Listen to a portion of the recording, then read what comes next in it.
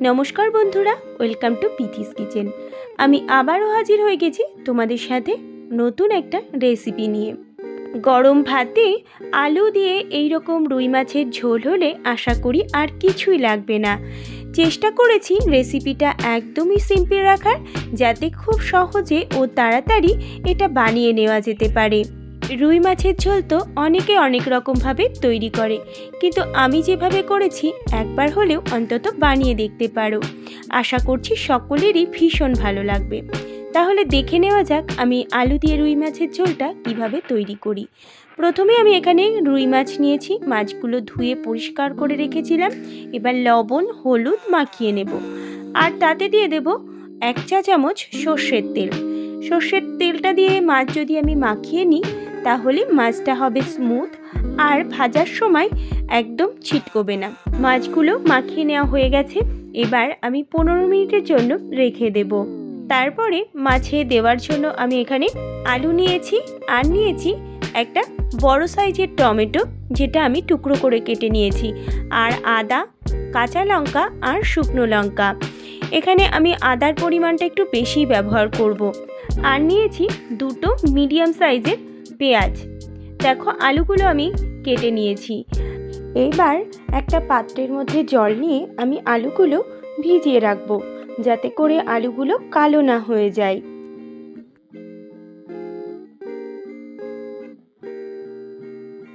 এরপরে এক এক করে আমি পেঁয়াজগুলো কেটে নেব। পেঁয়াজগুলো একটু লম্বা ঝিরিঝিরি করে কাটতে হবে। এইবার একটা মিক্সিং জার নিয়েছি, তার মধ্যে আমি দিয়ে দেব কেটে রাখা টমেটোগুলো, আর দিয়ে দেব ঝালের জন্য কাঁচা লঙ্কা, তারপরে দেব আদা। এখানে আমি আদার পরিমাণটা একটু বেশি ব্যবহার করেছি, যেহেতু আমি এখানে রসুনের ব্যবহার করব না। আর দিয়ে দিলাম 2টো শুকনো লঙ্কা। ঝালটা অবশ্যই তোমরা তোমাদের পছন্দ মতো দেবে। আর দিয়ে দিলাম গোটা জিরে। এবার সামান্য একটু জল দিয়ে এটার আমি একটা মিহি পেস্ট তৈরি করে নেব। মশলাটা আমার করে নেওয়া হয়ে গেছে, এবার রান্নাটা শুরু করব। তার জন্য একটা কড়াইতে দিয়ে দেব পরিমাণ মতো সর্ষের তেল। রান্নাটা আমি সর্ষের তেলে করব। এইবার তেলটা খুব ভালোভাবে গরম করে নিতে হবে। তেল গরম হয়ে গেছে, এবার এক এক করে আমি মাছগুলো ভেজে নেব। মিডিয়াম টু হাই ফ্লেমে রেখে মাছগুলো লালচে করে ভাজতে হবে।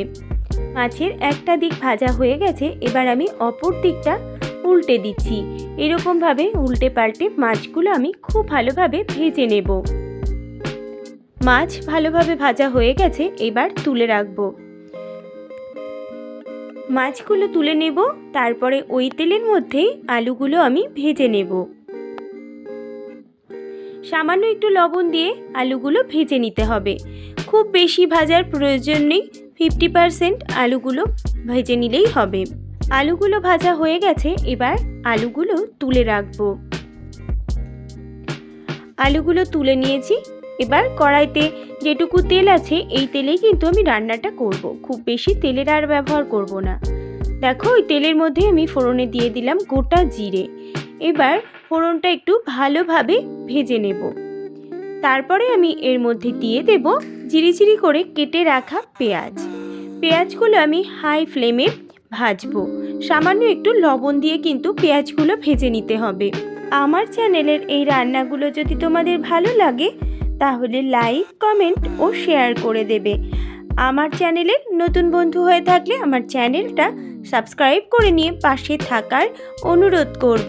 আর পাশে থাকা বেল বাটনটা অবশ্যই একবার প্রেস করে দেবে, কারণ আমি যখন চ্যানেলে কোনো নতুন রেসিপি দেব সবার আগে তোমাদের কাছে পৌঁছে যাবে। দেখো পেঁয়াজগুলো আমার ভেজে নেওয়া হয়ে গেছে।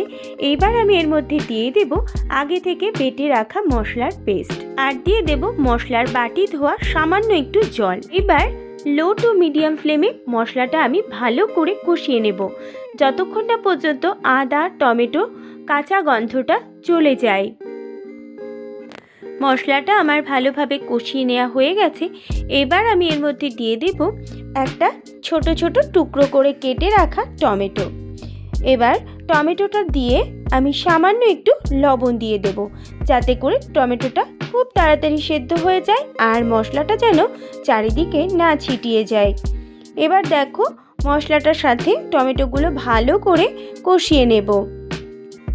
মশলার সাথে টমেটোগুলো ভালোভাবে কষিয়ে নেওয়া হয়ে গেছে।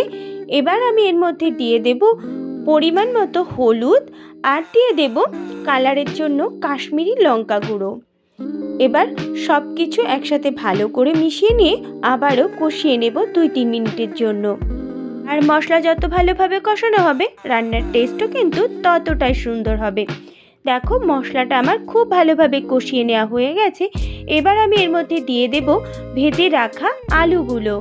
এবার আলুগুলো দিয়েও মশলার সাথে ভালোভাবে কষিয়ে নিতে হবে।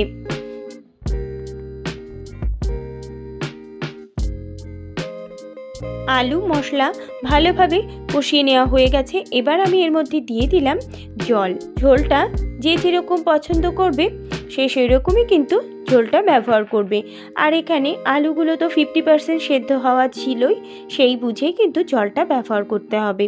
দেখো ঝোলটা দিয়ে সব কিছু একসাথে ভালোভাবে একটু নেড়ে দিচ্ছি। এবার এর মধ্যে দিয়ে দেব পরিমাণ মতো লবণ।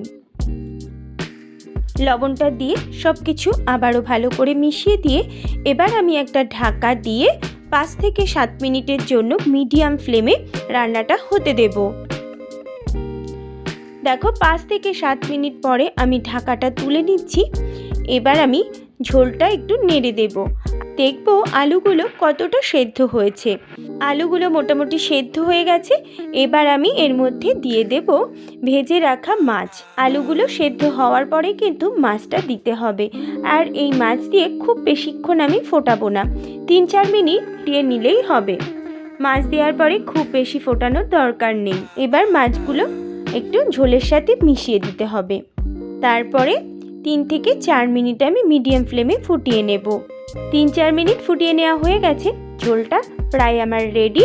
সব শেষে আমি উপর থেকে দিয়ে দেব কুচিয়ে রাখা ধনেপাতা আর কয়েকটা কাঁচা লঙ্কা চেরা। তারপরেই আমি গ্যাসের ফ্লেমটা অফ করে দেব। তাহলেই তৈরি হয়ে যাবে আজকে আমাদের আলু দিয়ে রুই মাছের ঝোল। এইরকমভাবে যদি রুই মাছের ঝোল রান্না করা হয় তাহলে গরম গরম ভাতের সাথে তো আর অন্য কিছুরই প্রয়োজন হবে না। এবার দেখো আমি একটা প্লেটের উপরে সার্ভ করে দিচ্ছি। আমার আজকের এই রেসিপিটা যদি তোমাদের ভালো লাগে তাহলে অবশ্যই একটা লাইক করবে আর কমেন্ট করে জানাবে তোমাদের কেমন লেগেছে। তোমাদের সুন্দর সুন্দর কমেন্ট আমার রান্না করার উৎসাহ আরও বাড়িয়ে দেয়। আজ তাহলে আসি, আবার হাজির হব অন্য কোনো রেসিপি নিয়ে। ভালো থাকবে, সুস্থ থাকবে। আর আমার রেসিপিটা পুরোটা দেখার জন্য সবাইকে অসংখ্য ধন্যবাদ।